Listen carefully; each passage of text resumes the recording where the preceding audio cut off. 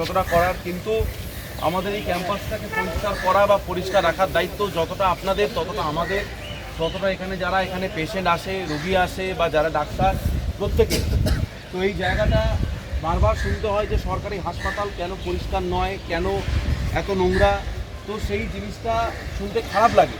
তো সেই জন্য আমরা আমাদের যারা স্টুডেন্টরা আছে প্রত্যেকে মিলে আমরা একটা চেষ্টা করব যাতে এইরকম একটা ক্লিনিং ড্রাইভ শুরু করলাম। এটা একদিনের কাজ নয়, আপনারা প্রত্যেক দিন যেটা করেন তার জন্য আপনাদের প্রণাম।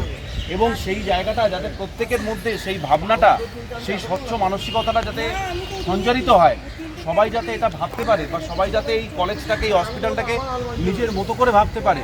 এই যে বারবার পেশেন্টরা এসে যে একটা অস্বাস্থ্যকর বা নোংরা যেগুলো পড়ে থাকে সেইটার মধ্যে যাতে না থাকতে হয়, একটা মানসিক স্বাস্থ্য এবং শারীরিক যে স্বাস্থ্য এইটার যাতে সার্বিক উন্নতি হয়, সেই জন্য আমাদের এই ক্লিনিং ড্রাইভ।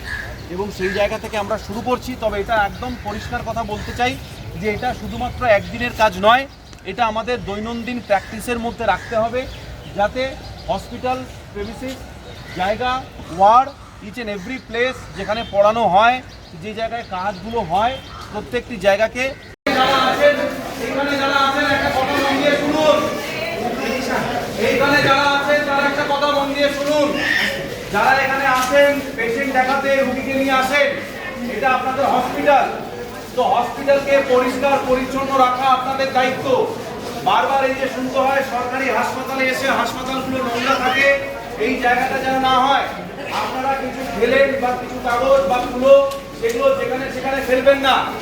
পানের পিক, থুতু যেখানে সেখানে ফেলবেন না। সেই জায়গাটায় নির্দিষ্ট ডাস্টবিন থাকবে, সেই ডাস্টবিনে আপনারা ফেলবেন, যেখানে সেখানে থুতু ফেলবেন না।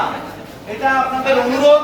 এই হসপিটালটা যতটা ডাক্তারদের, যতটা আমাদের, ঠিক ততটাই আপনাদের, কারণ আপনারা সুস্থ হতে এখানে আসেন। তাই এই জায়গাটা এনশিওর করা, নিশ্চিত করা আপনাদের দায়িত্ব।